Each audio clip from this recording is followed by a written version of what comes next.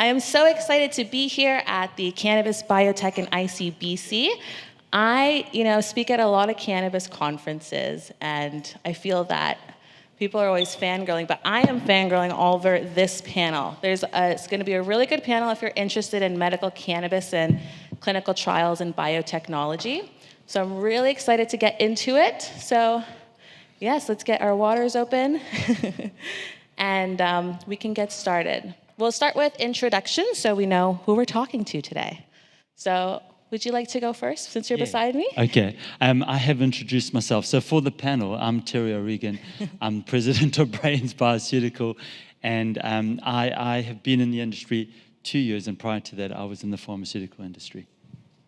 Right. Pharmaceutical being sort of Big Pharma. Okay.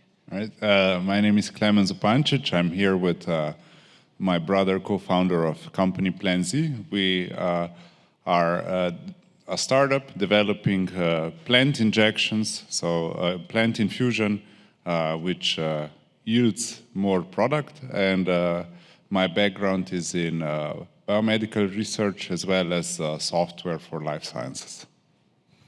Hi, my name is Michael Sassano. I'm CEO of Somai Pharmaceuticals. We're a manufacturing facility for cannabis-containing products based in Lisbon, Portugal. I'm Simon Nicolucci. I'm CSO of Tascoli Pharma, Switzerland. My background is pharmaceutical sciences. I'm a pharmacist by myself, so I have also some role in the public pharmacy, in doing compounding. Further, I did some research, preclinical and clinical research, and my focus was always in the thesis on the endocannabinoid system research, so happy to join in. Thank you. We have an incredible panel here today, guys. I'll be your moderator today. I am Antoinette Gomez, the CEO and founder of Peak Farm Labs. Peak Farm Labs is a cannabis pharmaceutical company focusing on sexual health ailments. We're known for our cannabis suppositories for endometriosis on the market. I've been doing cannabis for 10 years in medical cannabis, so I love this type of talk, and I can talk about it forever, so I'm excited to get into it today.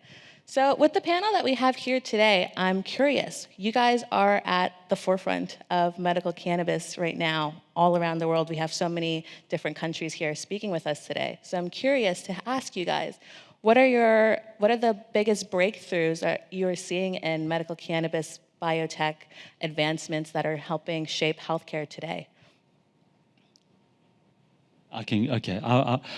I'm really getting excited about the fact that, I've most probably looked at over 1,000 clinical studies at the moment, and just the range in which evidence is being generated at the moment. It really, for me, is a new chapter in this industry. It was always about sort of THC and CBD, but we're starting to understand the benefits of CBG, of CBN, of the acid forms, and looking at potentially mapping these different cannabinoids out and being really quite targeted about where they could have their main benefit. And for me, that is great, because that's in parallel with what pharma was doing. Pharma was moving into a phase called personalized medicine, recognizing that not everybody responded the same way, and you needed to personalize the medicine. And I think in some ways, this industry could lead in that area about really being able to personalize what's going to have the best impact on different cohorts of consumers or patients. It's so true. It's so fascinating the way how cannabis helps with our homeostasis, and it helps with like body temperature. So there's so many different ways that it can help, and it's really exciting to see like CBC. That's the one I'm really excited about as well. Would you guys like to add to that? Yeah, so I get excited about the technological aspect of growing cannabis. I think like we've seen, let's say in the past decades, we went from, growing it agriculturally to really growing it high-tech, indoor growth. What I am very excited is about adding more real-time sensorics, real-time analytics to the growth, because you know better than I do, but it's not just the cannabinoids, but the ratios between them. So how to get things right, how to get things just the right for the right patient. So yeah, it's really cool to see also coming to this event to see how high tech is entering, like both for how to input, how to modify the plant and also how to monitor what's happening. It's really exciting. And in one side, when you look at it from a manufacturer's standpoint, in one way, we're trying to make products for today, products that can be sold, products that are in most cases, generic in sense. So if you have your magisterial prep 1010 as an example, this is not something where you're going to have some IP protection. And something interesting, when you make products, even if you're making them for a marketable product, you get a lot of calls from people in the pharmaceutical industry trying to make different products. And one interesting trend that I've been seeing lately and getting a lot of calls on is actual drug manufacturers looking how they can take the cannabinoids or the distillates or CBD or THC or CBG and add that to an already existing medical API. For example, one group, without naming names, they wanted to take lidocaine and add it to CBG, and I couldn't understand what that effect was, but I found it most interesting that people want to take an already approved drug and add a cannabinoid to it, and I'm not sure of the efficacy or how they're going to use it, but it's an interesting trend. I mean, to follow up on this, combination is already given by cannabis itself. It's, I would say, complex enough. I understand the approach of adding it to lidocaine or whatever active substance, but we are maybe already on the one edge while physicians not even understand how to start a therapy. And one of the feedbacks is start simple, like 1 milligram THC once in the evening, once a day. So a very simple concept, which is just one active substance. Still, an extract makes more sense from another point of view because the terpenes add additional effect through the entourage. And certain fractions are even more effective than others. And when it comes to plants, what strain will be the source to manufacture this? I think that the personalized medicine will, in the end, be the difference, as you said, Antoinette, with the prescription on an individual basis, on the ratio. At the moment, we have THC and CBD, but yes, there will be other cannabinoids. And most likely CBN will be one of the next one, while regulators lag behind. And in certain countries like Switzerland, they don't even know how to handle it, but it's already on the market. So the potential is there, and we want to make use of that. Mm-hmm. Yeah, I love CBN. I use it for sleep. It's incredible. Exactly. And I love that we talked a lot about terpenes, clinical trials, the latest advancements in biotech. There's so much like medicinal therapeutic effects from this plant, from the terpenes to the cannabinoids. What else is there? I think something that I found, which is really cool, a new startup called Canerta is doing cannabis medical products with the cannabis plant, but everything but the cannabinoids. So I'm really excited about the future of cannabinoids. Myself, we're doing a clinical trial for our suppositories for endometriosis, but I'm really excited to see what they have for colitis and other things as well. Sure. Yeah. Shall I respond? Of course. It's an open conversation. All right, okay. So I'm going to be a little bit controversial. And I'm sure you've heard of a saying that a strength overplayed becomes a weakness. And I've used it with my children all the time. Don't overplay your strengths. But, for me, I think the wonder and the beauty about cannabis is it's a complicated plant with all of these potential benefits and, the terpenes and the flavonoids and the different cannabinoids and all of that. It's like a treasure chest.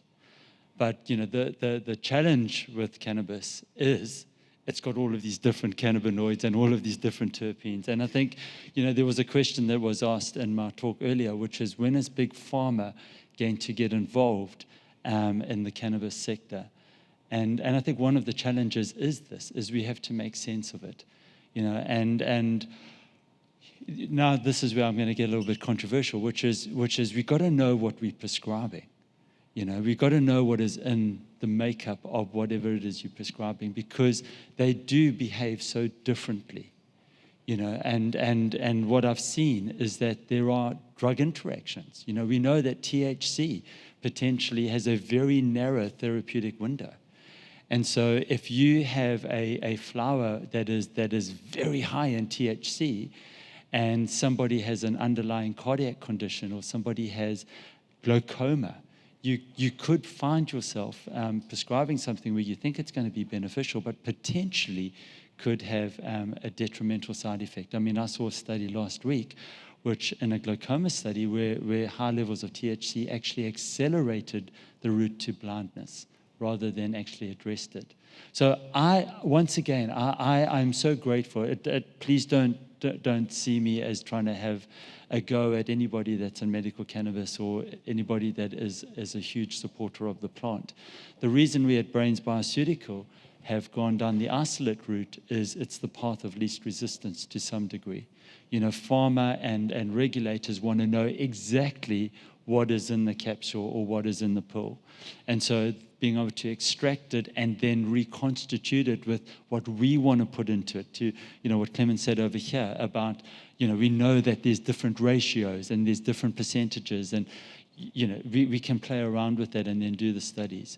So I just, all I'm saying is, and I'm trying to get the debate going as well, but I think we as an industry need to make sure that quality is at its utmost at the best.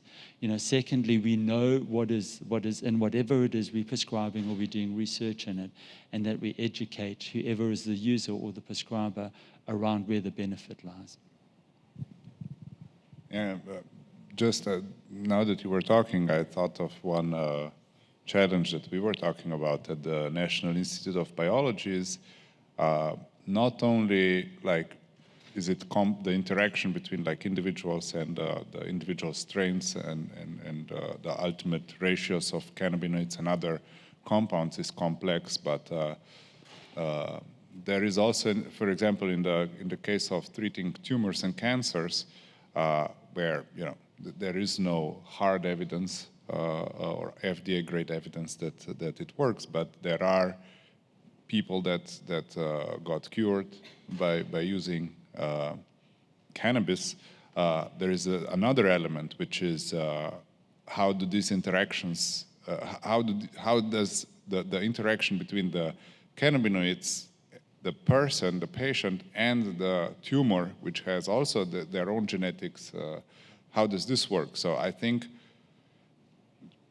I see a challenge for Big Pharma because or FDA for that matter, how the drugs get approved is, this is a compound, we know exactly what it does. It does this, it blocks a certain pathway, and therefore there is no disease. I think this is far, far more complex, and just the traditional way of trying to understand it's not going to work. So yeah, I'm curious what others think about what needs to change. I mean, it's certainly difficult to get the market authorization for a herbal medicinal product, but there are. I mean, we have very complex extracts already that are used since decades.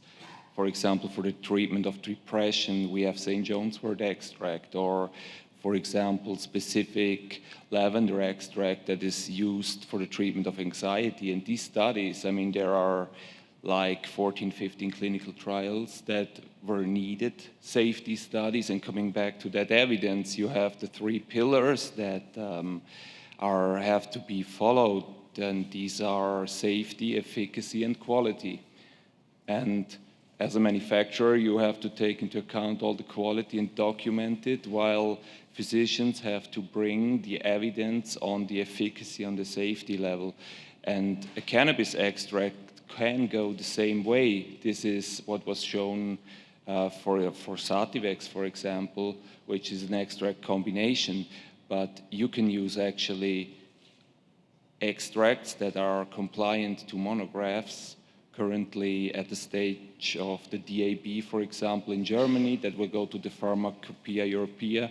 And then you have the basis for that, and it can be also manufactured directly as a magistral compounding preparation. And that allows forms like suppositories, capsules, oils are the current state. But when it comes to an authorization, this is a completely different story. There you need a CTD. It's a common technical document which fulfills all the modules of quality, safety, and efficacy. And a lot of times when you look at it, when you boil it down into your own world, what does it mean? And I try to always look at it from a manufacturer's standpoint. And, you know, you're trying to make a product that can come to market, and you also have to realize the timing of the markets. And when you take a look and you say, okay, I want to boil this down to a single element. I want CBD isolate, you know, pure THC isolate, and you're looking at making a medicine, because you can analyze that single element much simpler than you could analyze the effects on the body of a full spectrum extract, as an example. And in one side, you're trying to reach that market, you know, that's looking at the single elements, or in one side, you're trying to reach that market that's looking at the herbal extracts and the therapeutics effects of terpenes, minor cannabinoids, and a mix, and then trying to, you know, match what one side wants and another side wants and manufacture them that product. That is the trick that we're always trying to solve in manufacturing. And to some extent, it's not just, you know, making the product, it becomes what do the regulators accept? And I can go country by country, and each one is completely different, as far as they're similar in some ways, but they have differences in other ways, how they look at different delivery methods and how they want it presented and how they look at the product. And that's a complication that us as manufacturers have to address on a constant basis. Oh yeah, tons of hurdles. You know, and we talked a lot about clinical trials. I love this because it's so important, and I think it's a huge differentiator for adult use versus medical cannabis. And I think that they should be held to a higher standard.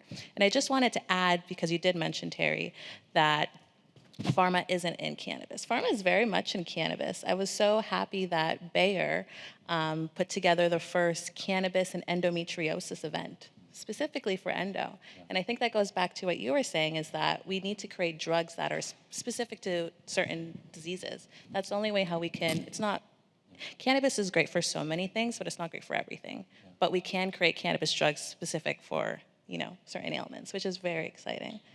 I agree. And I mean, there is pharma is like Jazz Pharmaceutical bought GW. Yeah. I mean, I know that pharma has a presence here.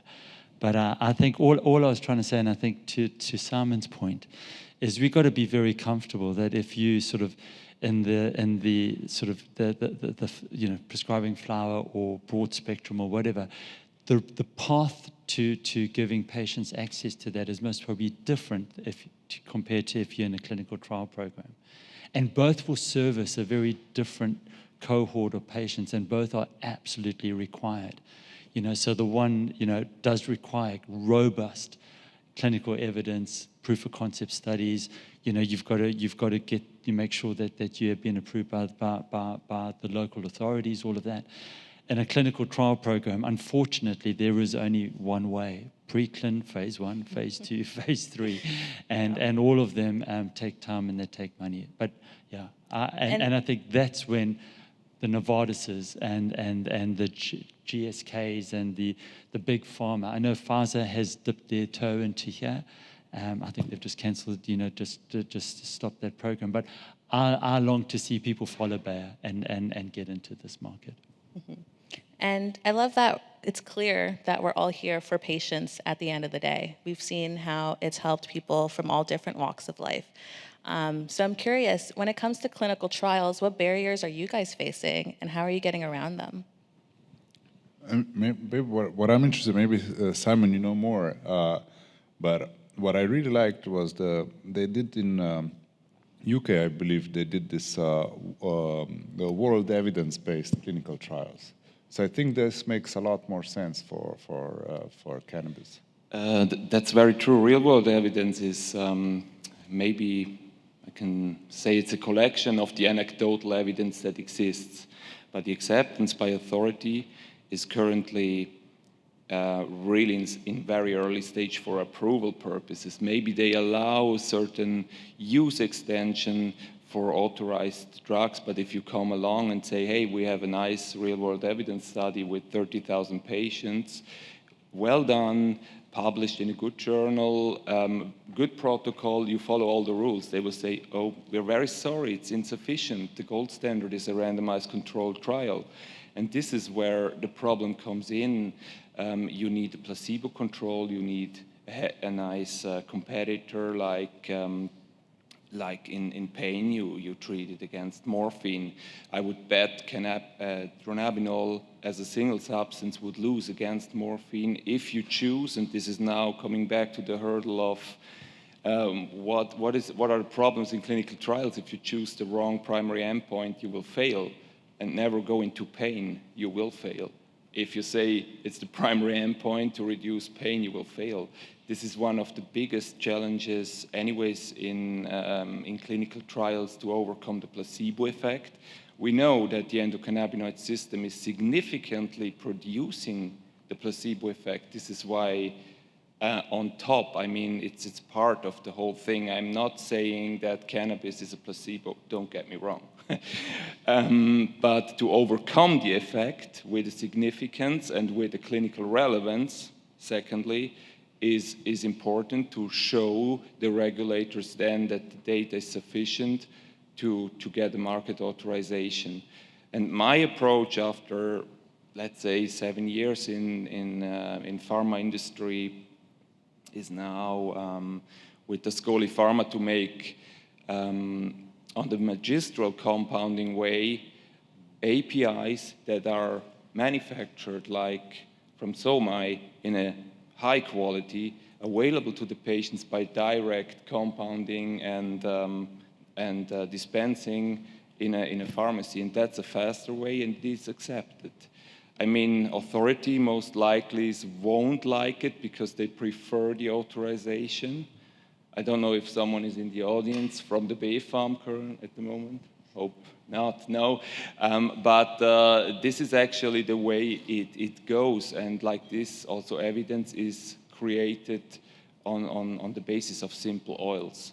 But when it comes to more interesting formulations like a sublingual patch or an encapsulated oil, then it's a different story. And there we have the possibility to create evidence, provide it to the regulators, and go the way of the prescribed compounding. So this is maybe a little bit my favorite at the moment. I would be happy to join a clinical trial program. I like a phase 1 study on that point also, yeah. I think for me, you've got to know what your goal is, because I would say there's a clinical trial light where that what you want to do is show a signal, and so that you can give physicians confidence to prescribe the product for certain conditions.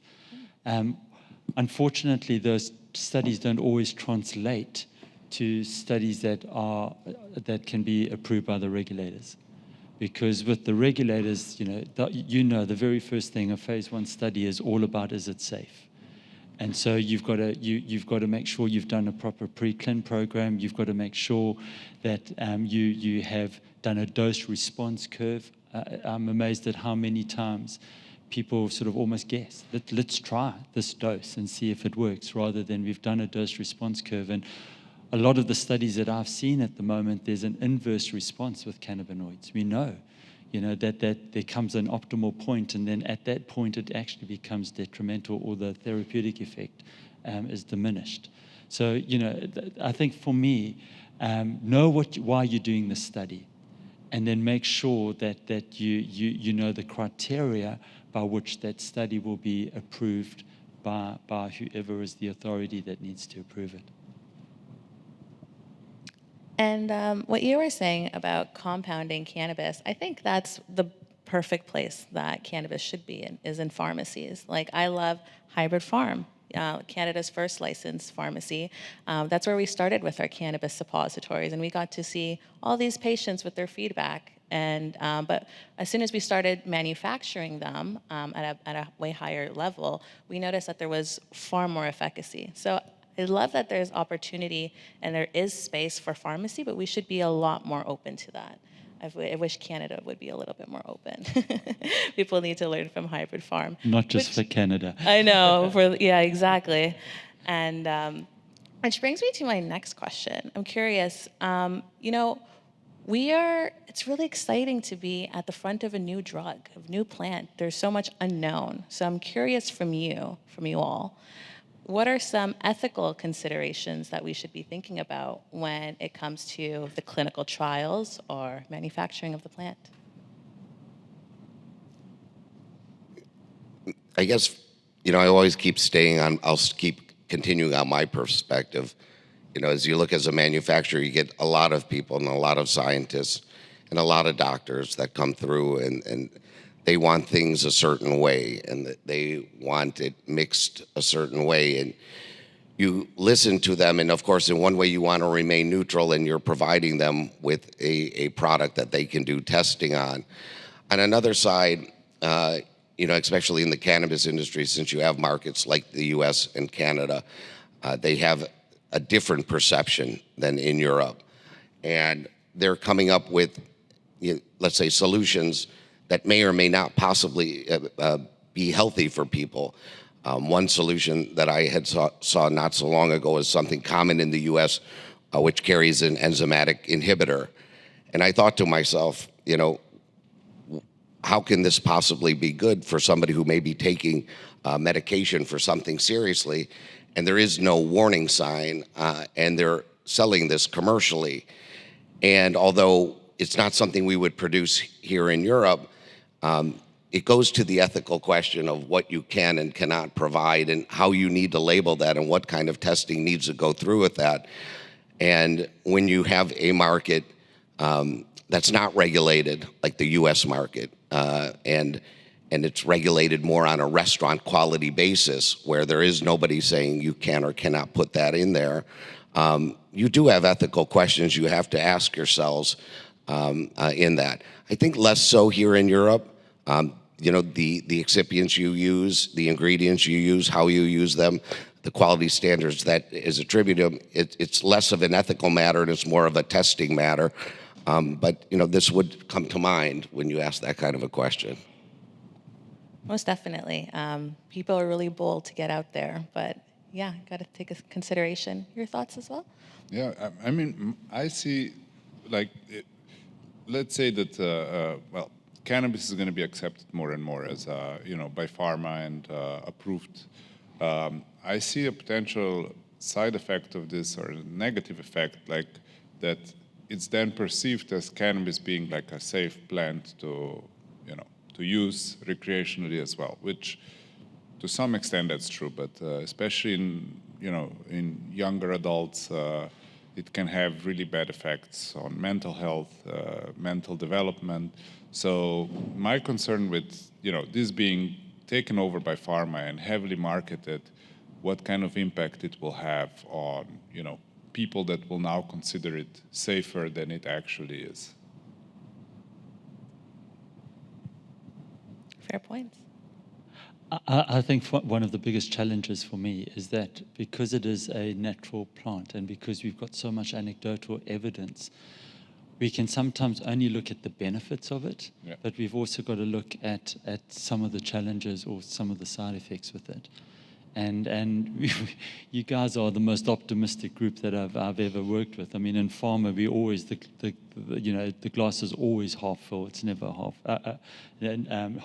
empty. It's never half full.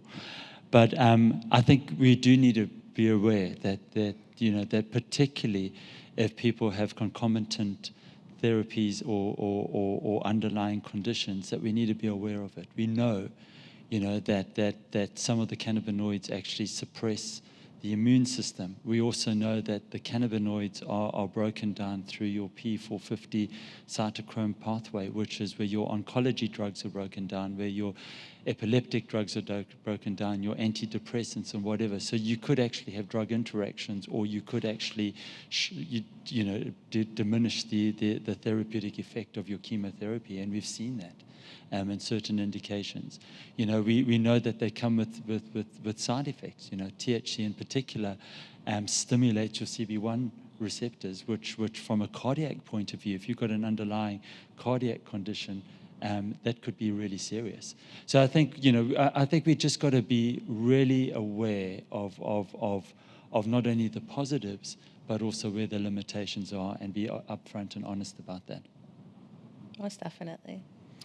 I mean, also from a safety point of view, the concerns are of novel cannabinoids coming into human already now as a food supplement, or also in vapes. They can be very high dosed, and they do have an effect. We are lucky that cannabinoids are, from a toxicological point of view, not leading to death. In that way, when dosing high, you have your intoxication, but they are in a way safe, but therapeutic window is still have to be taken into account.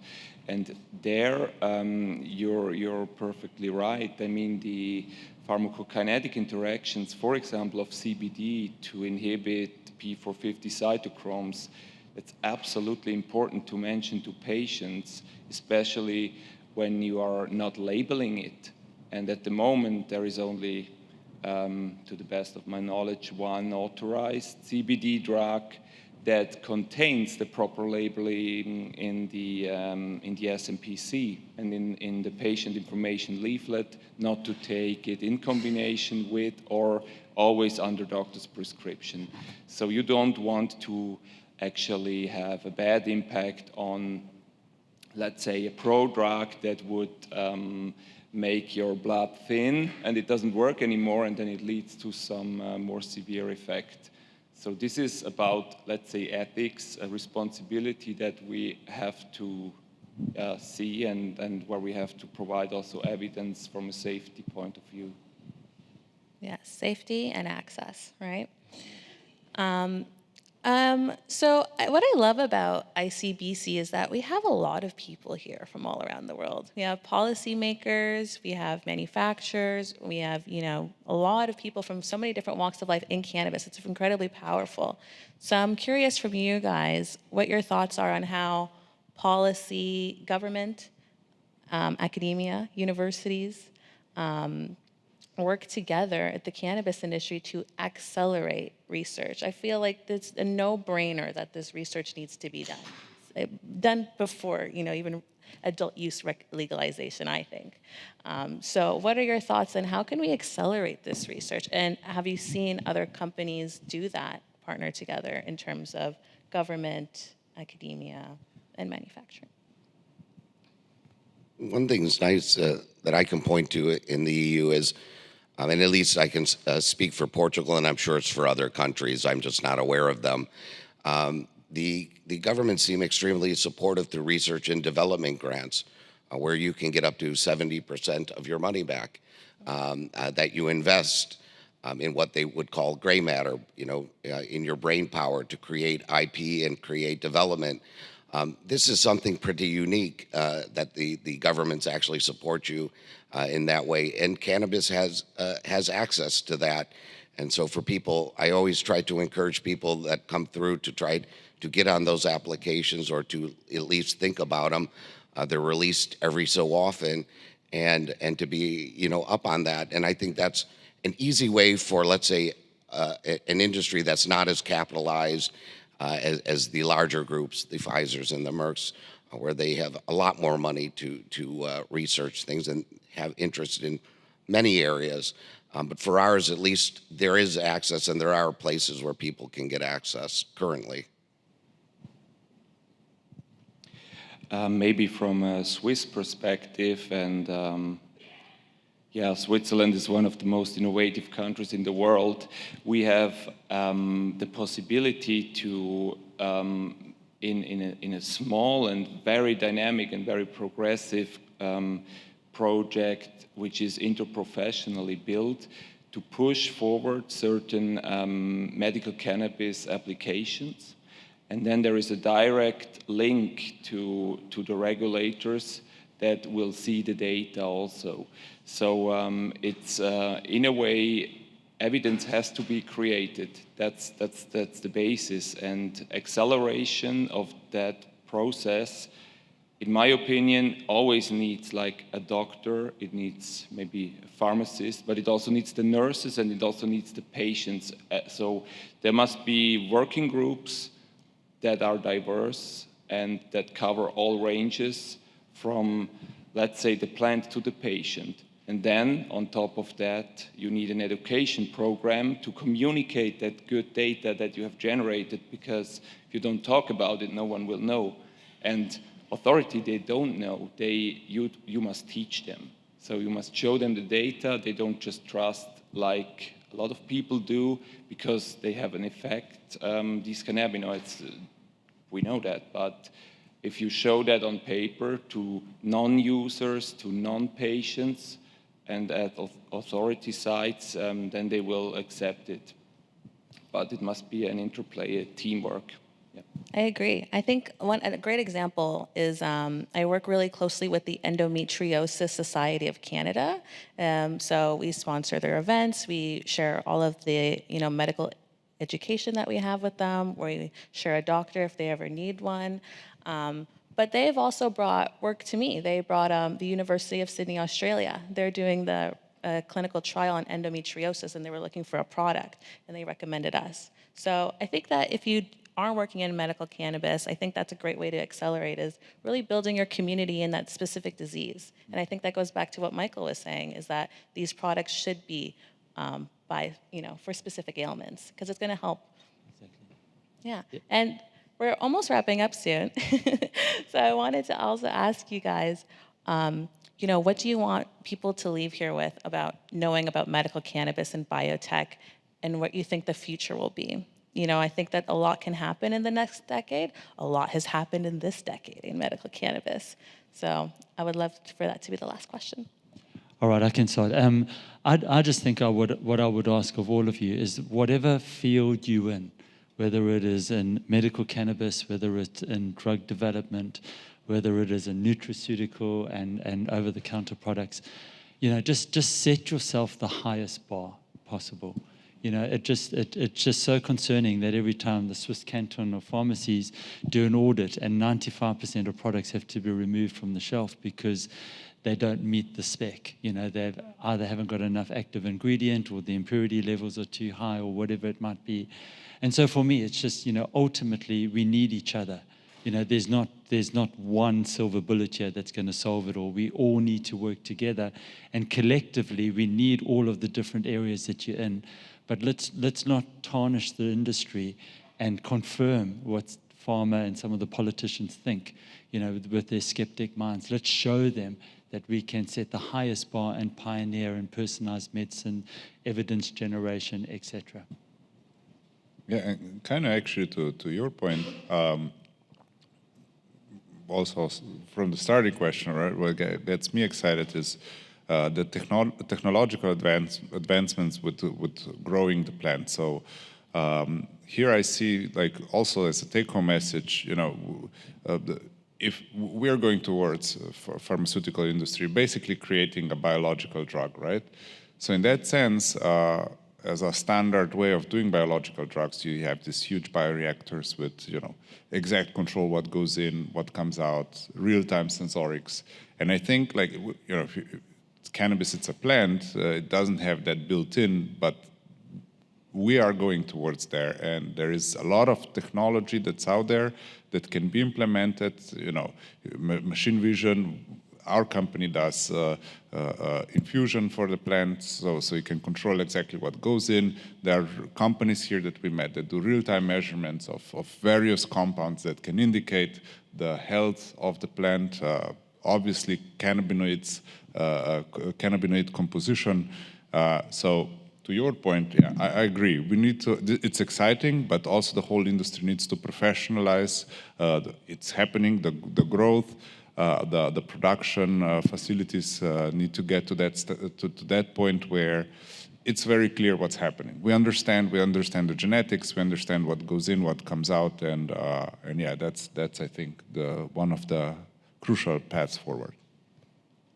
Just as a closing idea, in cannabis, there's something for everybody, depending on how you're looking at it.